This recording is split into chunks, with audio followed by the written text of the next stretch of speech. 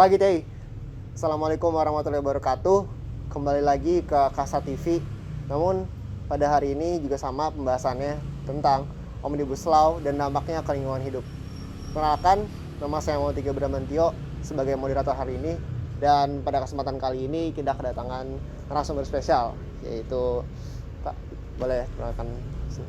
Nama saya Renaldo Sembiring, Direktur Eksekutif ICEL, Indonesian Center for Environmental Law. Oke, jadi sesuai dengan topik pembahasan yang tadi sudah saya bilang, jadi Pak, pada hari ini kita akan membahas tentang Omnibus Law dan dampaknya kepada lingkungan hidup. Nah, pertama-tama saya langsung ke pertanyaannya ya. Ya, Yang pertama adalah sebenarnya tuh apa sih ya Pak tujuan dibuatnya Omnibus Law itu? oke. Omnibus Law itu sebenarnya kalau kita lihat dari berbagai macam pemberitaan, dari statement-statementnya para pejabat termasuk presiden dan juga dari naskah akademik yang menjadi dasar pembentukan rancangan undang-undang itu untuk bisa meningkatkan investasi kita, mendatangkan lebih banyak investasi ke Indonesia karena memang salah satu triggernya ease of doing business kita yang sangat rendah, peringkat kita yang peringkat kemudahan berusaha kita sangat rendah, sehingga juga termasuk cukup rendah di antara negara-negara ASEAN, sehingga dengan begitu akhirnya diidentifikasi ada beberapa masalah. Salah satu masalah yang paling krusial adalah terkait dengan kemudahan perizinan. Nah, itu yang akhirnya menjadi salah satu pemicu utama akhirnya RUU Cipta Kerja RUU Cipta Kerja disusun. Lalu kita masuk ke pertanyaan selanjutnya. Rancangan RUU Omnibus Law ini tuh dinilai oleh publik hanya akan menguntungkan korporasi besar. Lalu apabila disahkan dan diterapkan itu, apakah saja gitu keuntungan besar yang dialami oleh korporasi besar gitu? Dan apakah dari keuntungan tersebut dapat dinilai adil gitu? Pertama, kalau kita lihat kepada fakta, memang dari awal penyusunan ketika draft itu ada di pemerintah, komposisi timnya kan memang dipenuhi oleh banyak perwakilan dari pengusaha, terutama perwakilan dari Kadin itu sendiri. Nah, ketika para perwakilan pengusaha itu dilibatkan dan hanya mereka, artinya perwakilan dari para komponen lain, stakeholders lain, pakar atau CSO atau akademisi atau bahkan juga masyarakat nggak dilibatkan, maka sebenarnya menjadi valid. Tadi kalau pertanyaannya adalah menguntungkan pengusaha, karena dari proses partisipasi sendiri sebenarnya juga sudah ditujukan atau melibatkan pengusaha saja di awal. Tapi saya mau garis bawahi pengusaha dalam negeri, karena sampai sekarang kita belum bisa menemukan satu alasan yang kuat ketika penyusunan sebuah regulasi itu tidak akuntabel dari awal kita bicara dari awal, dari pemerintah menyusun, kemudian cenderung dipaksakan ketika banyak sekali penolakan dan juga banyak sekali pasal-pasal yang menimbulkan ketidakpastian hukum. Dulu kita ingat lah pasal 170 yang dianggap presiden bisa mengubah hanya dengan peraturan pemerintah gitu. Nah, itu kan sebenarnya bertentangan dengan prinsip yang yang dipegang oleh investor-investor asing, yaitu kepastian hukum dan transparansi gitu. Karena mereka kan membutuhkan kejelasan mengenai bagaimana sistem perizinan dan regulasi di Indonesia. Nah, ketika prinsip akuntabilitas, transparansi dan kepastian hukum itu sendiri tidak tercermin dalam penyusunan regulasi ini, maka saya bisa bilang yang paling banyak akan mendapatkan keuntungan yaitu korporasi dalam negeri atau pengusaha-pengusaha dalam negeri. Itu yang sudah terlihat yang sudah terlihat. Nah, kalau di luar negeri seperti apa saya belum begitu paham. Kan tadi kontraproduktif. Keuntungan mereka apa? Keuntungannya paling kita lihat paling sederhana adalah kemudahan perizinan. Izin bisa dengan cepat didapatkan. Kemudian banyak proses yang dipotong-potong gitu ya. Artinya proses-proses penilaian ketika kita bicara AMDAL. Kalau dulu dia sangat berjenjang, masyarakatnya yang dilibatkan cukup banyak komponen-komponennya gitu. Sekarang dihilangkan. Artinya sebagaimana cepat supaya bisa langsung disampaikan izin itu kepada pengusaha. Jadi kemudahan dalam mendapatkan izin itu salah satu target dari si RUU Cipta Kerja. Yang kedua adalah kepastian atau jaminan untuk tidak mudah dijatuhkan sanksi. Justru ini sebenarnya bertentangan dengan prinsip negara hukum.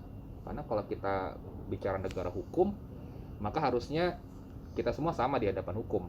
Nah, tapi kalau kita lihat sebenarnya kepada RUU Cipta Kerja, banyak sekali sanksi-sanksi yang selama ini kita tahu itu selama ini menjerat korporasi-korporasi, memang coba untuk diutak-atik. Ya paling gampang sanksi-sanksi terkait dengan kebakaran hutan lah ya, strict liability, pemidanaan, itu kan semuanya kan sempat diutak-atik tuh dalam draft yang disampaikan oleh pemerintah kepada DPR. Jadi itu yang akan didapatkan oleh korporasi-korporasi itu, jaminan kemudian perizinan dan jaminan untuk tidak dijerat hukum. Oke, jadi sudah dijabarkan nih itu keuntungan besar yang akan didapatkan oleh korporat besar. Lalu kita lanjut ke pertanyaan selanjutnya nih. Selain korporasi besar nih Pak, kira-kira dari kita sendiri nih atau kita sebagai rakyat sendiri, apakah kita dapat merasakan keuntungan tersebut kalau misalkan RUU Omnibus Law itu disahkan? Kalau kita bicara satu regulasi, seburuk-buruknya regulasi pasti ada aja yang menguntungkan gitu ya.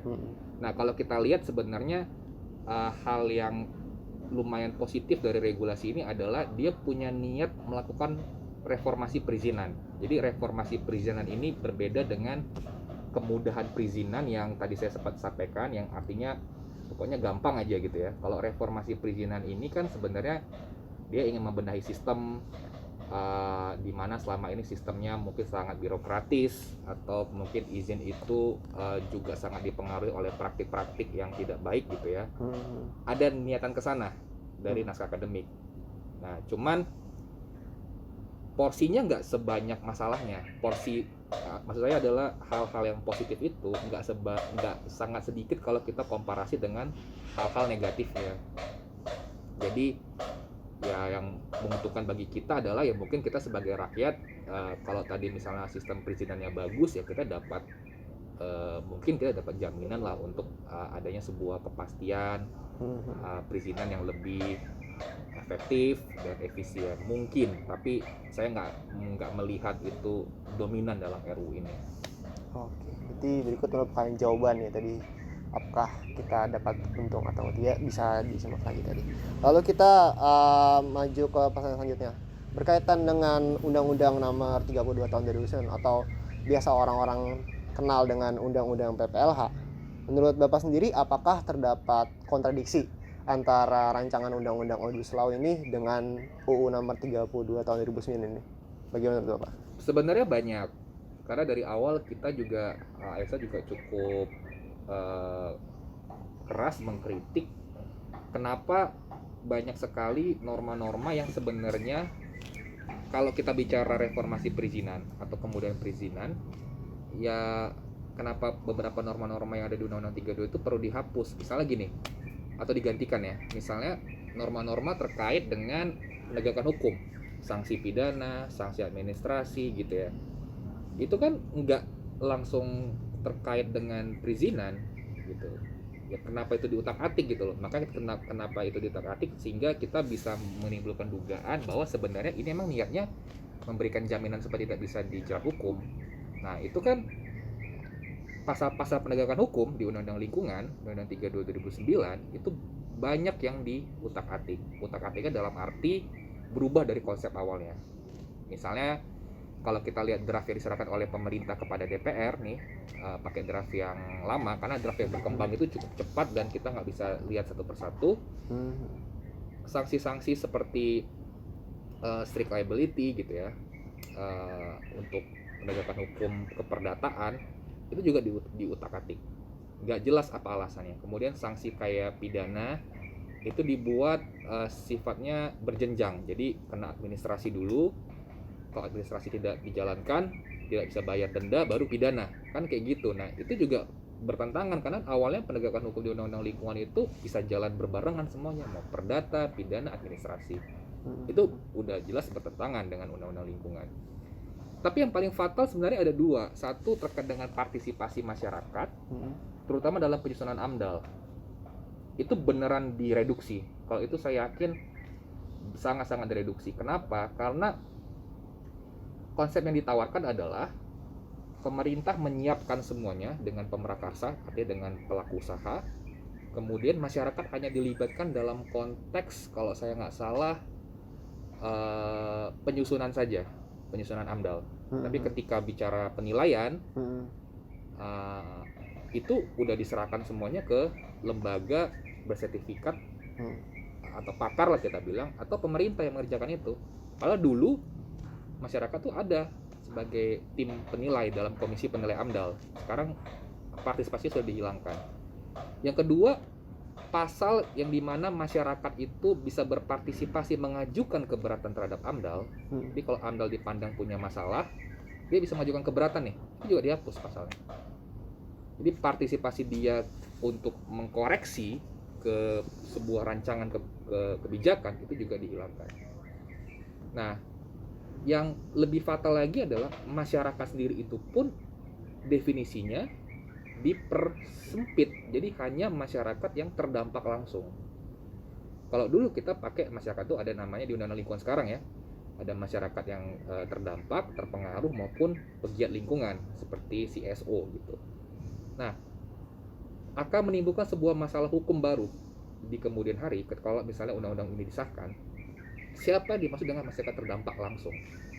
Ini akan menjadi sebuah masalah karena kekhawatiran kita akan terjadi semacam manipulasi partisipasi.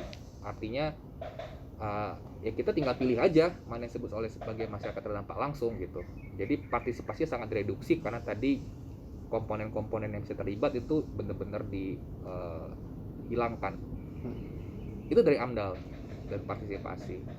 Dari izin lingkungan dihapus. Memang pemerintah sama DPR bilang enggak kok, kita integrasikan ke perizinan berusaha. Tapi sebenarnya esensi dari izin lingkungan itu adalah mengintegrasikan izin-izin yang selama ini terpecah-pecah. Jadi kayak izin pembuangan air limbah, izin pengelola limbah B3, itu dimasukkan, digabungkan ke dalam izin lingkungan, diintegrasikan lah sebenarnya. Nah, ketika izin lingkungan sudah dihapus, pengintegrasinya kan batal sebenarnya. Nah, jadi nanti izin ini akan ada yang masuk ke dalam perizinan berusaha, ada yang masuk ke dalam persetujuan lingkungan. Jadi lebih rumit menurut saya. Tapi lebih fatal lagi adalah kalau dulu kita bisa, masyarakat ya atau pihak ketiga bisa mengkoreksi izin lingkungan, menggugat gitu ya. Sekarang udah nggak bisa lagi. Kenapa? Karena satu, izin lingkungan sudah dihapus. Yang kedua, baik itu persetujuan lingkungan pun itu kita nggak bisa gugat karena normanya udah dihapus, sudah nggak disediakan gitu. Jadi ini ada pelemahan sistematis di Undang-Undang Lingkungan, pelemahan atau terutama terkait dengan izin lingkungan, partisipasi dalam AMDAL, dan dalam penegakan hukum. 3 poin itu paling besar. Oke, berbicara tentang AMDAL nih Pak, salah satu isu yang muncul kemarin di kalangan masyarakat adalah ada isu di mana AMDAL ini akan benar-benar dihapuskan dengan adanya Omnibus Law. Apakah isu itu benar adanya, dan apabila itu benar adanya, apakah ada dampak yang signifikan gitu Pak ke lingkungan hidup sendiri? AMDAL sebenarnya nggak dihapus. AMDAL masih ada. Tapi tadi saya bilang ketika partisipasi masyarakat dalam penyusunan, penilaian atau mengkoreksi AMDAL itu dibatasi, maka AMDAL itu kehilangan esensinya.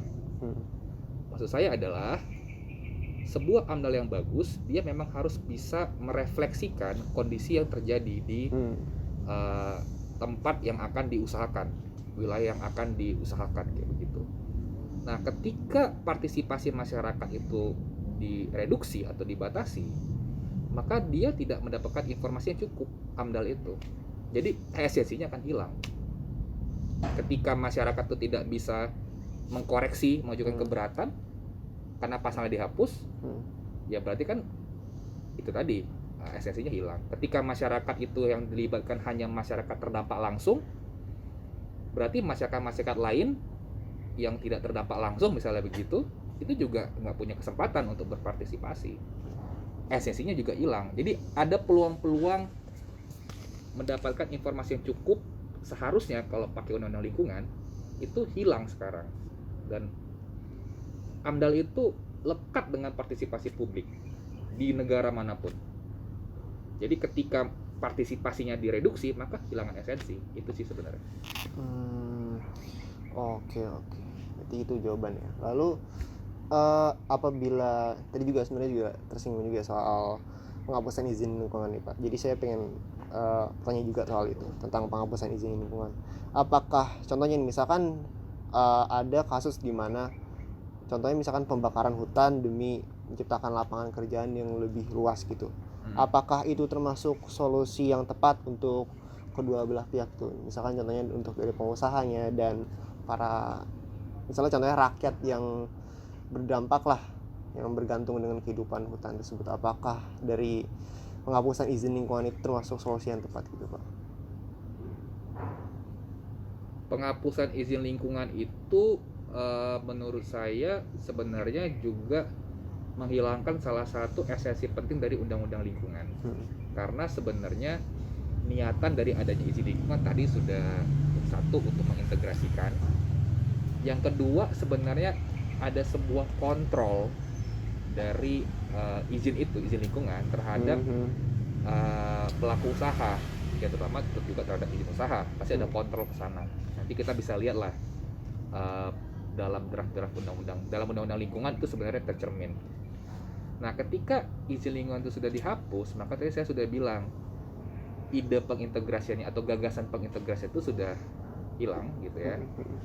Yang kedua sebenarnya kesempatan masyarakat untuk mengkoreksi kebijakan penerbitan izin kebijakan agar usaha itu bisa jalan gitu ya, keputusan agar usaha itu boleh jalan apa enggak, itu udah nggak ada dalam konteks lingkungan ya. Dalam konteks izin usaha ya boleh-boleh aja kan izin usaha masih ada tuh, dari izin usaha bisa aja digugat, tapi kan izin usaha itu kan nanti sudah dihilir sekali gitu. Tapi dalam konteks di tengah jalan nih, ketika misalnya AMDAL sudah disetujuin, kemudian terbitlah persetujuan lingkungan, SKKLH, surat keputusan kelayakan lingkungan. Kalau undang-undang lingkungan setelah itu ada izin lingkungan, masyarakat bisa menggugat izin lingkungan kalau ternyata mereka nggak puas atau ada masalah-masalah. Nah, ketika izin lingkungan sudah habis, menjadi pertanyaan, bisa nggak digugat sebelum izin usaha? Nah, problematikanya ini akan ada ruang penafsiran yang sangat besar. Tapi yang jelas adalah kesempatan menggugat sebenarnya secara sistematis dalam norma itu sudah dihapus. Artinya adalah ketika izin lingkungan sudah dihapus, maka pemberian izin ini nanti akan sangat ini ya, sangat teknokratis sekali gitu. Jadi tidak lagi melibatkan pengetahuan atau memberikan ruang yang cukup bagi masyarakat untuk melakukan koreksi. Selain tadi pengintegrasian yang sudah gagal. Lalu berbicara tentang gugatan, tadi kan juga sudah Bapak jelaskan tentang hak gugatan dan segala macamnya. Lalu kalau misalkan contohnya nih, di sebelumnya kan gugatan terhadap kegiatan yang merusak lingkungan dapat diajukan ya Pak oleh semua warga. Namun dalam draft yang ini, dalam draft Omnibus Law ini, hanya orang yang berdampak langsung dari kerusakan lingkungan itu yang bisa mengajukan gugatan gitu. Bagaimana pandangan Bapak menurut itu? Seingat saya sih kalau untuk menggugat, hak gugat itu memang tidak menggunakan tidak tertulis bahwa masyarakat berdampak langsung saja boleh menggugat, sebenarnya begitu. Tapi kalau kita bicara menafsirkan atau membaca regulasi, maka kemungkinan itu ada. Artinya memang sangat dimungkinkan ketika kita nggak puas dengan AMDAL, kita nggak puas dengan analisis lingkungan, yang boleh menggugat memang cuma masyarakat terdampak langsung saja. Itu sangat dimungkinkan. Nah, ketika itu sudah terjadi, maka sebenarnya menjadi sebuah persoalan karena pengelola lingkungan itu bisa dikatakan berkurang jauh lah sisi positifnya gitu. Kita harus ingat dalam prinsip 10 Deklarasi Rio 1992 yang Indonesia sudah adopsi sejak lama sebenarnya, mengelola lingkungan itu akan bagus dikatakan ketika kita membuka akses informasi yang cukup, membuka akses partisipasi yang cukup, dan membuka akses to justice disebut, akses terhadap keadilan bagi masyarakat. Nah, ketika akses to justice ini sudah dihilangkan atau direduksi dengan sangat sempit, ya maka tadi pengelola lingkungan itu sudah tidak begitu bagus dari segi kebijakan. Jadi segi kebijakan ya istilahnya mempersempit kesempatan rakyat untuk menggugat. Lalu kita maju ke pertanyaan selanjutnya. Apakah sentralisasi kewenangan atas lingkungan hidup kepada pemerintah pusat itu merupakan suatu keputusan yang benar dalam Omnibus Law? Lalu apabila tidak, apakah ada dampak negatifnya gitu Pak dari sentralisasi tersebut? Sentralisasi begini,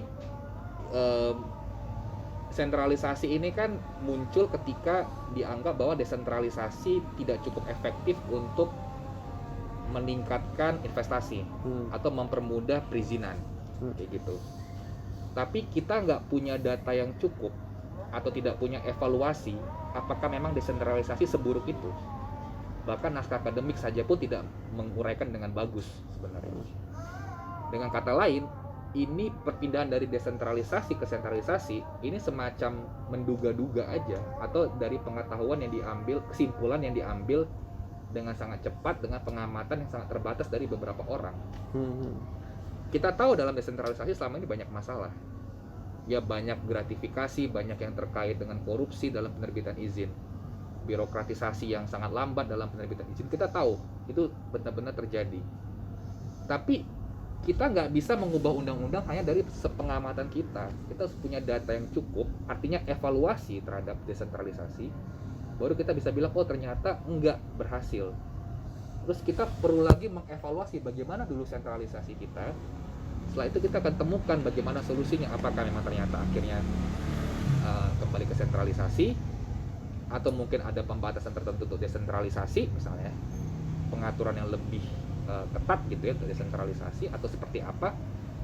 Itu langkah-langkah yang nggak ada dalam RUU Cipta Kerja, sehingga prematur menurut saya kalau kita bicara bahwa sentralisasi akan bisa menjawab semua masalah. Menurut saya sih enggak. Ini benar-benar dibuat dengan kesimpulan yang sangat cepat, observasi yang hanya dari segelintir orang saja, tanpa evaluasi yang memadai terkait dengan desentralisasi. Oke, berarti kita sudah jawab ya. Lalu kita lanjut ke pertanyaan selanjutnya nih. Menurut Bapak sendiri, apakah ada solusi yang lain yang dapat dilakukan untuk tetap menjaga hak rakyat dari sisi lingkungan hidupnya tanpa harus terbebas dari jangkauan hukum? Tanpa harus terbebas dari jangkauan hukum. Supaya terbebas dari jangkauan hukum gitu. Jadi tadi gimana pertanyaannya? Apakah ada solusi lain yang dapat dilakukan untuk tetap menjaga hak rakyat dari sisi lingkungan tanpa UU ini harus dibuat supaya terbebas dari jangkauan hukum? Oke, jadi sebenarnya kalau kita lihat, pertama sebenarnya undang-undang ini tidak secara spesifik ya atau langsung untuk ingin mengkriminalkan rakyat, itu enggak sih sebenarnya. Kelihatannya tidak seperti itu. Tapi dia membatasi rakyat untuk bisa mengakses kebijakan, itu kelihatan di situnya. Nah, ketika kita bicara bagaimana akses rakyat itu sangat terbatas, maka sebenarnya kita harus melihat bahwa memang dimungkinkan oleh undang-undang lain untuk menggunakan akses yang disediakan oleh undang-undang di luar Omnibus Law, di luar RUU Cipta Kerja. Ada undang-undang administrasi pemerintahan, ada kitab undang-undang hukum perdata, banyak disediakan. Tapi itu artinya kemunduran kan? Karena dulu dalam undang-undang lingkungan sendiri misalnya udah disediakan haknya, ternyata dihilangkan atau sangat dibatasi. Artinya udah ada kemunduran yang terjadi. Bisa sih bisa, tapi jalannya jadi lebih susah karena tadi sudah terjadi kemunduran dan harus menggunakan undang-undang yang lain. Yang kedua, akan sangat banyak ruang penafsiran hukum. Artinya tidak ada kepastian juga gitu, terutama bagi rakyat. Nah, kalau ancaman-ancaman bagi rakyat itu secara norma mungkin tidak begitu kelihatan, tapi dalam implementasi secara proyeksi, kalau kita proyeksikan, ketika izin itu dengan sangat mudah diterbitkan, ya maka peluang-peluang konflik akan banyak terjadi. Ketika izin sangat mudah diterbitkan, partisipasi atau hak dia untuk menyatakan pendapat, memberikan masukan atau tanggapan atau keberatan itu juga dibatasi, bahkan dihilangkan, maka akan sangat banyak ruang-ruang konflik yang terjadi. Dan undang-undang ini juga tidak membicarakan bagaimana jaminan untuk mengatasi konflik itu atau melindungi masyarakat dari konflik itu. Jadi masalahnya di situ. Apakah bisa menggunakan undang-undang lain? Ya bisa juga, tapi pada prinsipnya akan ada sebuah situasi yang dari awal didesain bahwa masyarakat itu bukanlah faktor penting atau bukan faktor yang sangat dipertimbangkan dalam kebijakan-kebijakan yang ada dalam RUU Cipta Kerja, terutama dari sektor lingkungan dan sumber daya alam gitu. Jadi menggunakan undang-undang lain bisa, tapi pada prinsipnya akan sangat susah, ada kemunduran ya, dan itu bukan tujuan dari RUU ini gitu. Berarti kemungkinan masih bisa, cuman ya mungkin agak susah gitu. Lalu kita menuju 2 pertanyaan terakhir nih. Yang pertama adalah pada tanggal 14 Agustus 2020 kemarin, mahasiswa UI memutuskan untuk turun melakukan aksi perihal RUU ini, walaupun dengan segala kondisi pandemik yang sedang melanda kita ini. Tanggapan dari Bapak perihal aksi ini bagaimana, Pak? Sebenarnya begini, aksi itu adalah satu bentuk bentuk dari masyarakat menggunakan haknya untuk mau mengajukan protes atau mengajukan pendapat. Jadi itu sah-sah aja dilakukan gitu. Apalagi kalau saya lihat kan sebenarnya kenapa ada aksi ini kan karena ada penyebabnya juga. Penyebabnya adalah ketika RUU Cipta Kerja tetap terus dibahas. Dan ketika kita bicara RUU Cipta Kerja, sebenarnya kan kita hanya bisa memonitoring pembahasannya hanya dari sebuah kanal TV parlemen. Jadi ruangnya sangat dibatasin. Kalau kita bicara pembahasan undang-undang yang lain sebelumnya, itu kita bisa hadir dalam ruang sidang atau kita bisa terlibat untuk mengajukan pendapat. Itu kan nggak bisa dalam situasi pandemi. Nah, ketika itu dipaksakan terus dibahas, mahasiswa turun ke jalan untuk memprotes, menurut saya sih itu sah-sah aja karena memang tadi penyebabnya ada. Yang kedua, ya menurut saya membuktikan bahwa sebenarnya mahasiswa juga tetap sangat kritis ketika dalam konteks politik Indonesia mayoritas itu bagian dari pemerintahan, maka bentuk-bentuk yang bukan beroposisi ya, tapi bentuk-bentuk kritis, kelompok-kelompok kritis di luar partai politik atau di luar komponen-komponen politik seperti mahasiswa itu menjadi satu elemen yang sangat penting dan harus sangat dipertimbangkan. Dan menurut saya harusnya ini dibaca dengan sangat jelas oleh pemerintah dan DPR bahwa ada situasi yang tidak ideal yang terjadi dalam penyusunan RUU Cipta Kerja sehingga mahasiswa turun. Jadi itu harus benar-benar direspon, jadi jangan diabaikan begitu saja karena bisa jadi ini akan menjadi sebuah tabungan yang tidak baik karena pemerintahan ini kan masih panjang gitu. Jadi hal-hal negatif seperti ini, persepsi publik yang negatif seperti ini terutama dari mahasiswa itu harus dijawab. Jadi jangan didiamkan saja. Berarti untuk pertanyaan terakhir nih Pak, apakah dari Bapak sendiri adakah suatu pesan yang Bapak ingin sampaikan kepada mungkin para kita lah, para mahasiswa gitu? Kalau pesan saya sih sebenarnya lebih kepada mahasiswa tetap harus kritis, karena ya kita sama-sama tahu mahasiswa itu adalah agen perubahan. Betul. Dan kekritisan itu juga harus semakin kuat didukung dengan evidence, bukti-bukti, artinya dalil-dalil yang diajukan, argumen-argumen yang diajukan itu memang harus bisa masuk kepada substansi RU itu. Nah, itu penting untuk mahasiswa lakukan. Nah, yang kedua sebenarnya mahasiswa jangan sampai juga terkooptasi oleh organ-organ lainnya, terutama organ-organ yang berhubungan dengan politik gitu. Dan harus tetap independen, jaga kekritisan karena negara ini memang butuh mahasiswa yang kritis. Itu saja sih. Jadi intinya untuk kita semua para mahasiswa tetap harus bersikap kritis terhadap semua keadaan dan lingkungan sekitar kita. Lalu itu mungkin pesan terakhir dari Bapak ini. Tapi untuk saya sendiri sebagai moderator, pesan saya untuk para mahasiswa adalah ya sama juga, tetap harus bersikap kritis dan tetap mengetahui merespon segala keadaan dengan baik lalu memilahnya. Lalu oke, pesan terakhir dari saya itu dicukupkan untuk Kasa TV hari ini. Terima kasih Bapak sudah meluangkan waktunya juga untuk mengisi acara kali ini. Jadi sekian dari saya. Wassalamualaikum warahmatullahi wabarakatuh. Salam Sobat Kastrat.